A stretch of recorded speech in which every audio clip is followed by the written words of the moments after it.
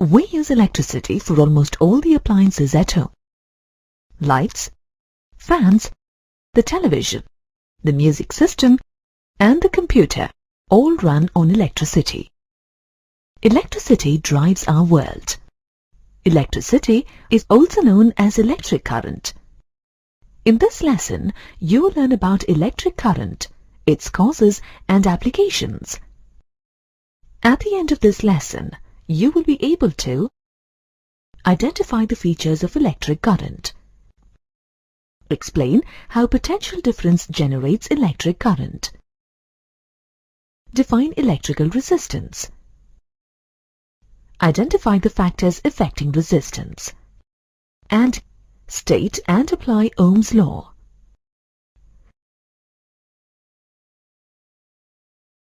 Before learning about the cause and applications of electric current, let us examine the features of electric current. Typically, in a conductor, free electrons move randomly. When these electrons are influenced to move uniformly in a specific direction, we get electricity, or electric current. The direction of electric current is the same as the direction of flow of electrons.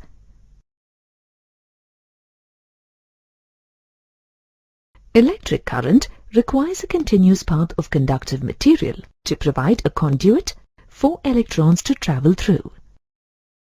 Electrons move in the empty spaces within and between the atoms of a conductor. As each electron moves uniformly through a conductor, it pushes the one ahead of it. Thus, all the electrons move together as a group. When you unplug an appliance, say a toaster, from the power supply, the flow of electrons is interrupted and the appliance stops working.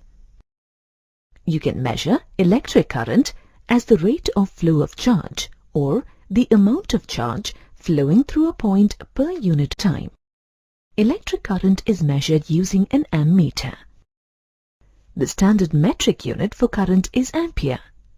Ampere is often shortened to amp and is denoted by the unit symbol A. 1 ampere is equal to 1 coulomb of electric current per second. Electric current is a result of potential difference across 2 points in a conductor. Potential difference is the difference in number of negative charges that leads to flow of electrons. Electrons flow from negative potential, that is, the point with more electrons, to positive potential, that is the point with less electrons. Whenever there is a potential difference, the current flows from the positive potential end to the negative potential end. Numerically, potential difference is the work done in moving a unit charge between 2 points in an electric field against the force of the electric field. Potential difference is measured using a voltmeter. Potential difference is often referred to as voltage and is represented by the letter V. If the work done to bring a charge of 1 coulomb from one point to another is 1 joule, then the potential difference between the points is 1 volt.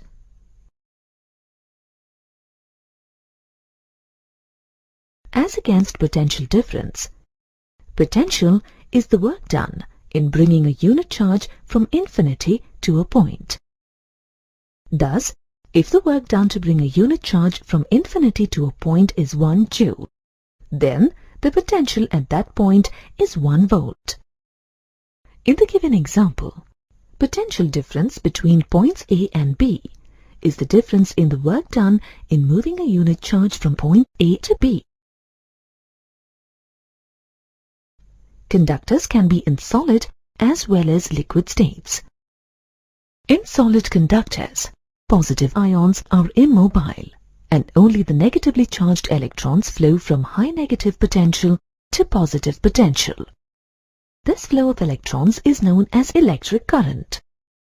In liquid conductors, the current is caused by the flow of charged particles in both directions at the same time. In addition to potential difference, electric current is impacted by another factor called electric resistance. The electrons in a conductor do not travel in a straight path from one end to the other. While moving across the conductor, the electrons collide with fixed atoms within the conductor, encountering hindrance in their movement.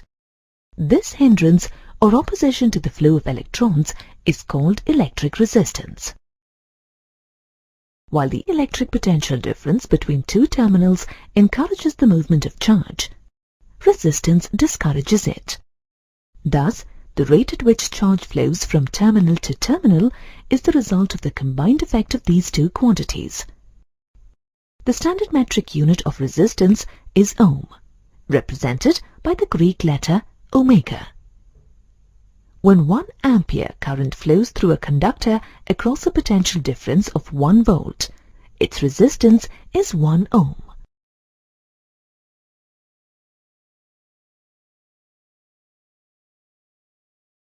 Resistance to charge flow within a conductor is affected by some clearly identifiable variables. First, the resistance of a conductor is directly proportional to its length. The longer the conductor, the more resistance it offers. After all, if resistance occurs as a result of collisions between electrons and the atoms of the conductor, then there are likely to be more collisions in a longer conductor. More collisions mean more resistance. This relationship between resistance and the length of the conductor is termed as the law of length.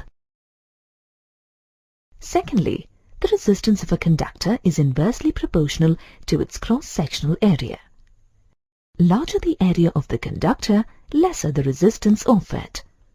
This relationship between resistance and the area of a conductor is termed as the law of area.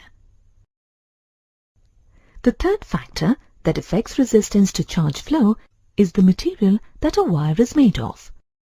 Some materials are better conductors than others and offer less resistance to the flow of charge.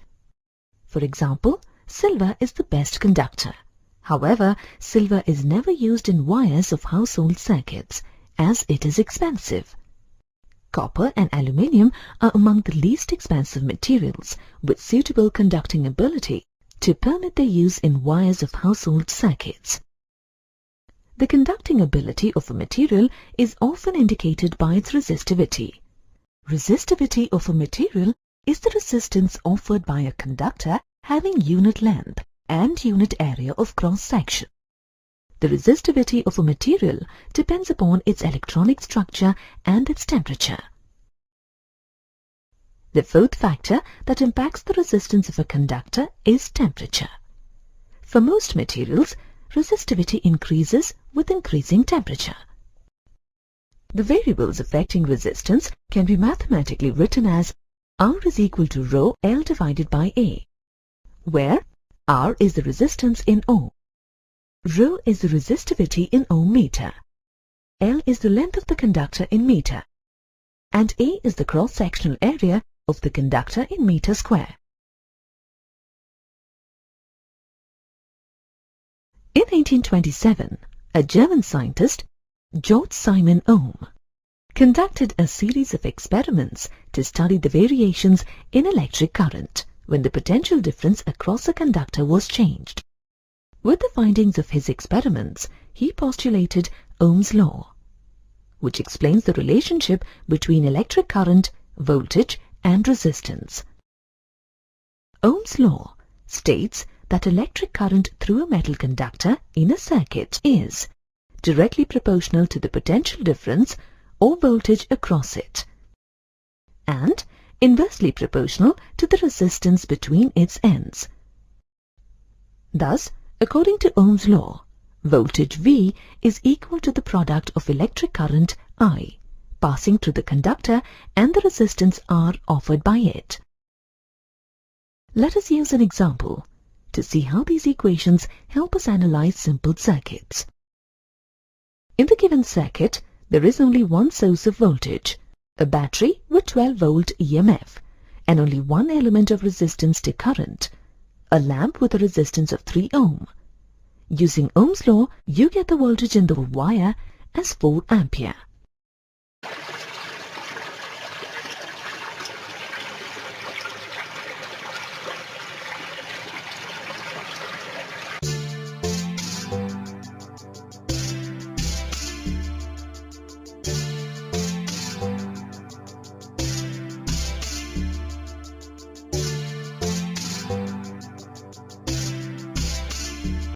In this lesson, you will learn about the types of electric circuits and examine how a closed electric circuit works. At the end of this lesson, you will be able to illustrate the working of an electric circuit, identify the significance of circuit diagram, define the types of electric circuits, calculate the equivalent resistance in series circuits, and calculate the equivalent resistance in parallel circuits. The electric current in a circuit is due to potential difference between two terminals of the battery. To illustrate the concept of potential difference and the nature of an electric circuit, consider two metal plates positioned parallel to each other. Each of these plates carries an opposite charge, one positive and the other negative. This arrangement of charge plates creates an electric field in the region between the plates. This field is directed away from the positive plate and towards the negative plate. A negative charge from the negatively charged plate moves towards the positive plate. This occurs without the need of energy in the form of work. It occurs naturally and thus lowers the potential energy of the charge. In the given arrangement, the positive plate is at higher potential and the negative plate is at lower potential. Thus, there is a difference in electric potential between the two locations. Now let's connect these plates using a metal wire. On connecting these plates, the wire serves as a sort of pipe for the flow of charge. Gradually, negative charges move from the negative plate through the charge pipe to the positive plate. As a negative charge leaves the lower plate, the plate becomes less negatively charged. Similarly, as a negative charge reaches the positive plate, the plate becomes less positively charged. The amount of positive and negative charge on the two plates slowly diminishes. Eventually, the electric field between the plates becomes so small that there is no observable motion of charge between the two plates. The plates ultimately lose their charge and reach the same electric potential. In the absence of an electric potential difference, there will be no charge flow. This illustration demonstrates the working of an electric circuit. For a true circuit, charge must flow continuously through a complete loop, returning to its original position and cycling through again. The necessity for a complete loop in a circuit can be demonstrated through an example. If you take a battery pack, that is, a collection of cells, a light bulb and some connecting wires, and make a circuit, the bulb lights up. However, when you disconnect the wires, the bulb does not light up. The fact that the bulb lights up and remains lit when the wires are connected is evidence that charge is flowing through the bulb's filament and that an electric current has been established. A closed loop through which charge can continuously move is referred to as a closed circuit. If the loop is not complete, then charge stops flowing, and such a circuit is known as an open circuit. Also, for continuous flow of charge, there should be an electric potential difference across the two ends of the circuit. This potential difference is usually maintained by the use of a cell or a battery. Constructing an electric circuit can be a complex task, as a circuit uses various kinds of electrical components. A diagram is drawn to represent the components and flow in a schematic form.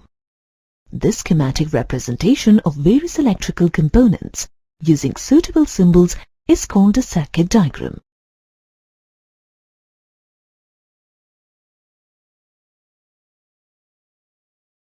Circuits that consist of just one battery and one load resistance are very simple to analyze, but they are usually not found in practical applications. Most often, you find circuits with more than two components. you can connect the components in a circuit in two ways: in series and in parallel. Let us first examine a series circuit. In a series circuit, each device is connected such that there is only one pathway through which current can traverse the external circuit. Each charge traversing the loop of the external circuit passes through each resistor consecutively. In a parallel circuit, each resistor is placed in its own separate branch. The presence of branch lines provides multiple pathways for a current to traverse the external circuit. On arriving at the branching location or node, a charge selects the branch on which it will travel back to the low potential terminal. Thus, each charge passing through the loop of the external circuit passes through a single branch. Consider the series circuit shown in the figure. Since there is only one pathway through the circuit, every charge encounters the resistance of every device. Therefore, adding more devices results in a larger overall or net resistance. This increased resistance serves to reduce the rate at which charge flows. That is, it serves to reduce the electric current. The rate at which charge flows through the external circuit is the same all through. The amount of current varies inversely with the amount of overall resistance. There is a clear relationship between the resistance of the individual resistors and the overall resistance of the circuit. As far as the battery supplying the charge is concerned, the presence of three resistors R1, R2 and R3 in series is equivalent to having a single resistance equal to R1 plus R2 plus R3 in the circuit. The equivalent resistance of a circuit is the amount of resistance that a single resistor would need in order to equal the overall effect of the collection of resistors in the circuit. For series circuits, the mathematical formula for computing the equivalent resistance R equivalent is equal to R1 plus R2 plus R3. The current in a series circuit is equal at all points. Charge does not pile up and begin to accumulate at any given location. Therefore, the current at one location is never more than that at other locations. Similarly, charge is not used by resistors. Therefore, the current at one location is never less than that at other locations. Thus, charges can be thought of as marching together through the wires of an electric circuit, all at the same rate. The amount of current flowing through the circuit is the same at all points. The current in the first resistor is equal to the current in the last resistor and the current in the battery. That is, the total current passing through a circuit is equal to the current at any point in the circuit. Mathematically, you can write I total is equal to I1 is equal to I2 is equal to I3. You can calculate the current if the battery voltage and the resistance of individual resistors are known. Using the individual resistor values and the equation above, you can compute the equivalent resistance. Additionally, using Ohm's law, the current in the battery and thus through every resistor can be determined by finding the ratio of the battery voltage and the equivalent resistance. That is, I battery is equal to I1 is equal to I2 is equal to I3 is equal to V battery divided by R equivalent. In a series circuit, the battery supplies energy to the charge to move it through the cells and to establish an electric potential difference across the two ends of the external circuit.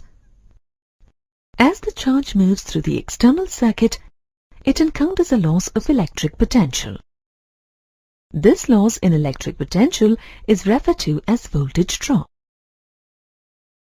If an electric circuit, powered by a battery V, is equipped with more than one resistor in series, then the cumulative loss of electric potential is V volts.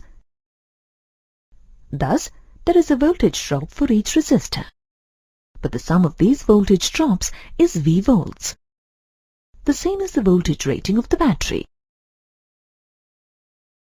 The total voltage drop of the circuit can be expressed mathematically as V is equal to V1 plus V2 plus V3, where each voltage drop is equal to the product of the total current in the circuit and the resistance in the respective resistor.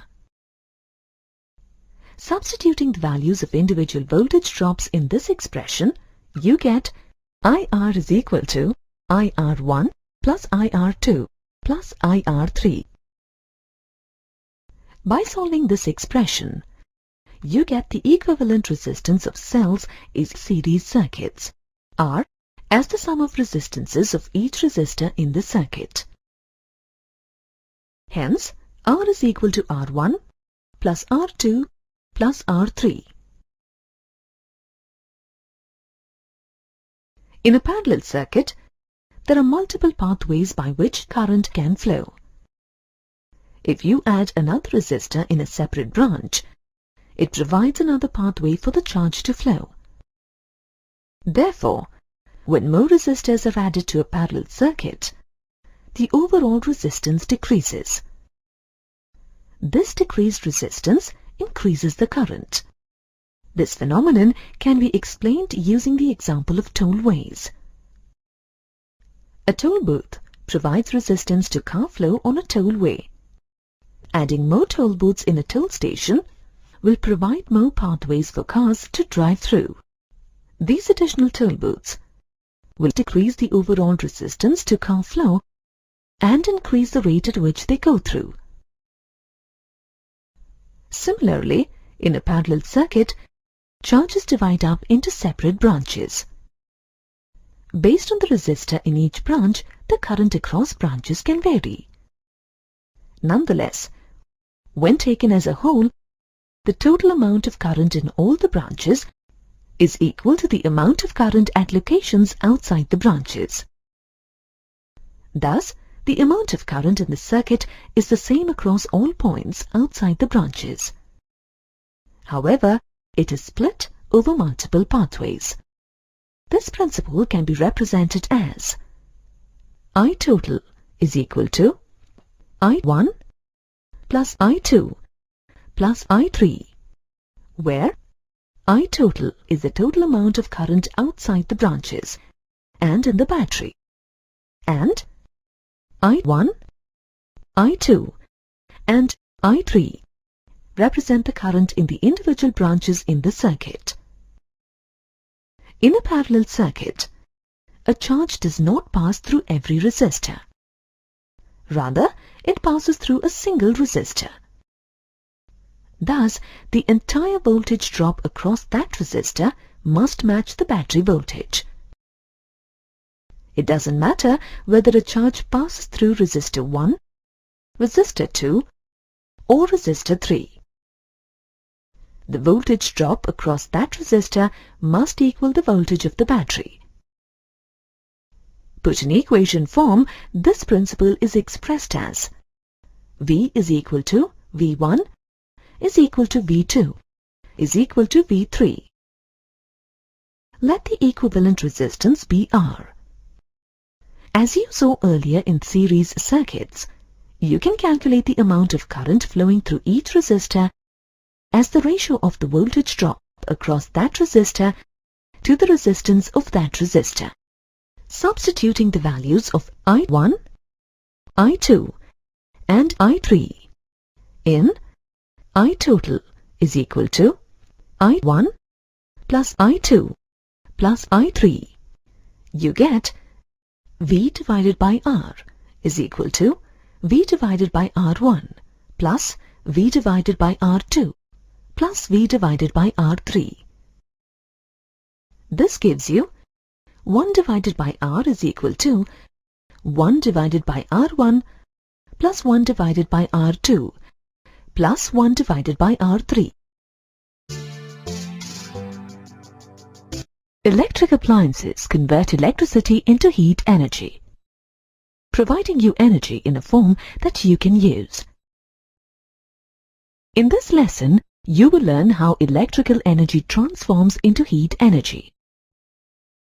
At the end of this lesson, you will be able to describe the heating effect of electricity, identify the cause of the heating effect of electricity, illustrate the working of an electric fuse, state and derive Joule's law.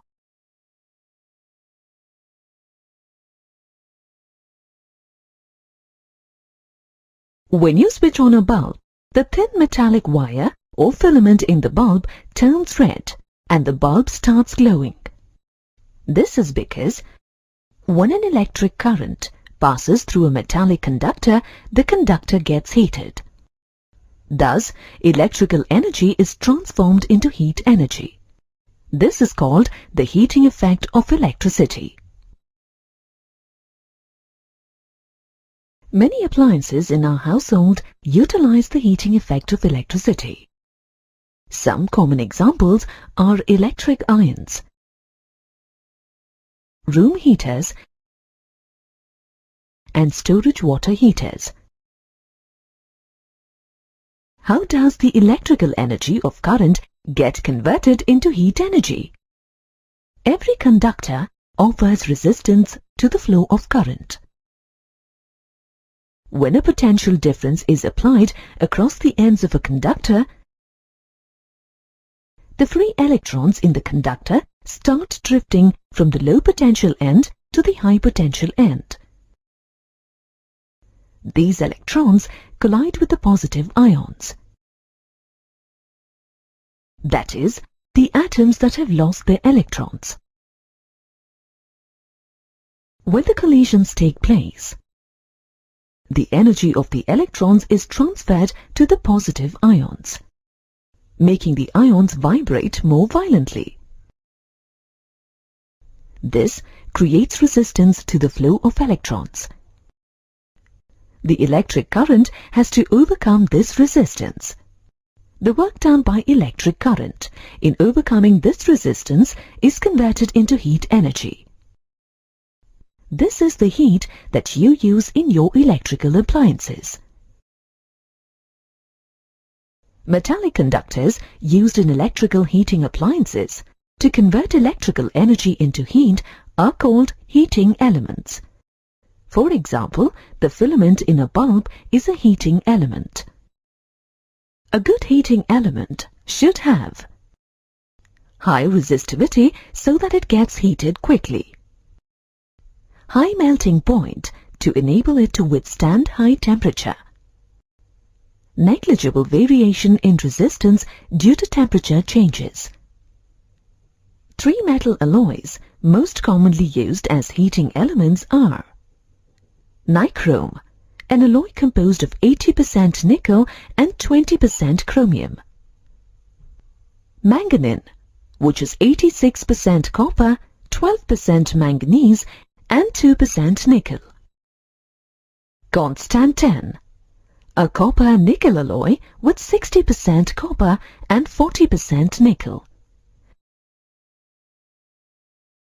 If your electrical appliances receive very weak or very strong current, they could be damaged and stop functioning. To prevent such damage from fluctuations in the current, an electric fuse is used in the circuits of most houses these days. An electric fuse is a safety device used to protect an electric circuit against excessive current. The mechanism of the electric fuse is based on the heating effect of electricity.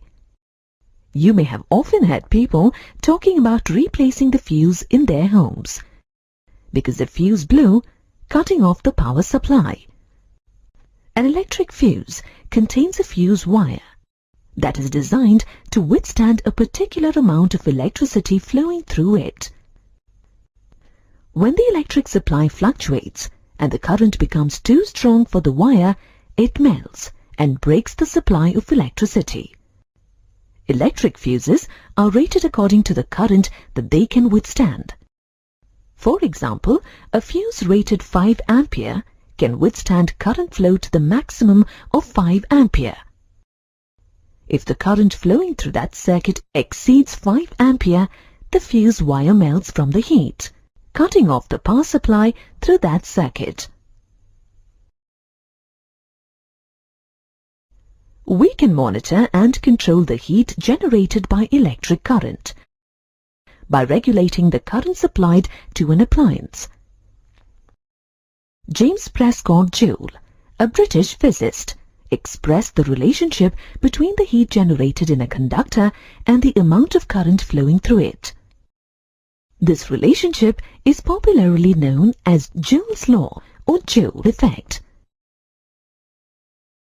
Joule's law states that the amount of heat produced in a conductor is equal to the product of the amount of current squared,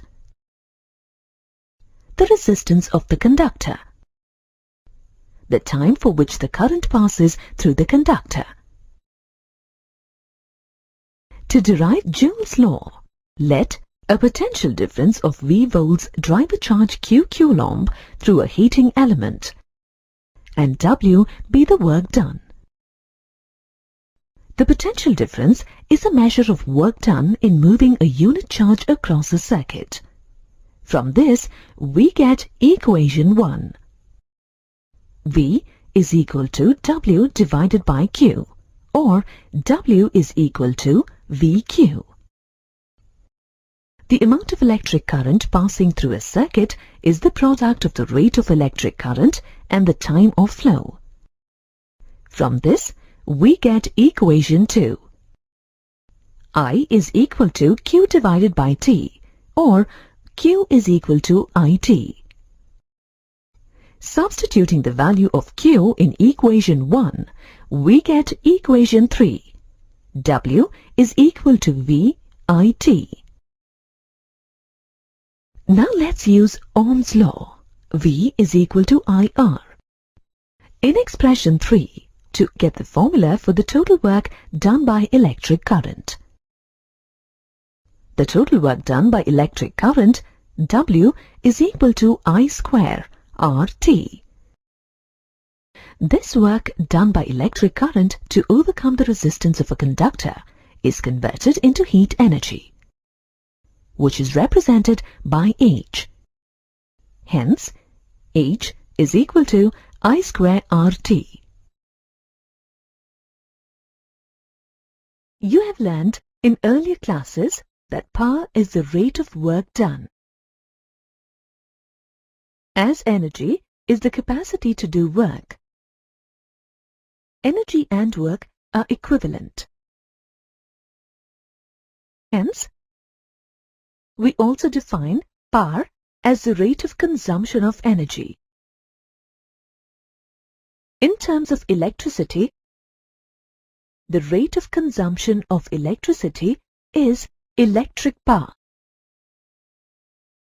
When an electric current flows through a conductor, the rate of consumption of electricity by an electric circuit is also the rate of dissipation of electrical energy in the form of heat through the conductor. We had seen earlier that electrical energy is expressed as W is equal to VIT, or W is equal to I square RT. Hence, electric power can be expressed as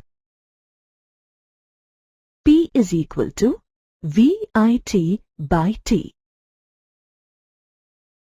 This implies P is equal to VI, or P equals to I square RT by T. This implies P is equal to I square R Substituting V by R for I in the expression P is equal to I square R and simplifying, we get electric power equals V square by R. The SI unit of electric power is watt and is denoted by W. 1 watt is the power consumed by a conductor having a potential difference of 1 volt across its ends when the current passing through it is 1 ampere. As watt is a small unit, for commercial purposes, we use a bigger unit, kilowatt. A kilowatt is equal to 1000 watts. According to the definition of power, energy can be represented as the product of power and time. For commercial purposes, the unit of electric energy is kilowatt-hour, denoted by kWh. Simplifying the expression, 1 kilowatt-hour is equal to 3.6 into 10 power 6 watt-seconds. As 1 joule equals 1 watt-second. 1 kilowatt-hour equals 3.6 into 10 power 6 joule.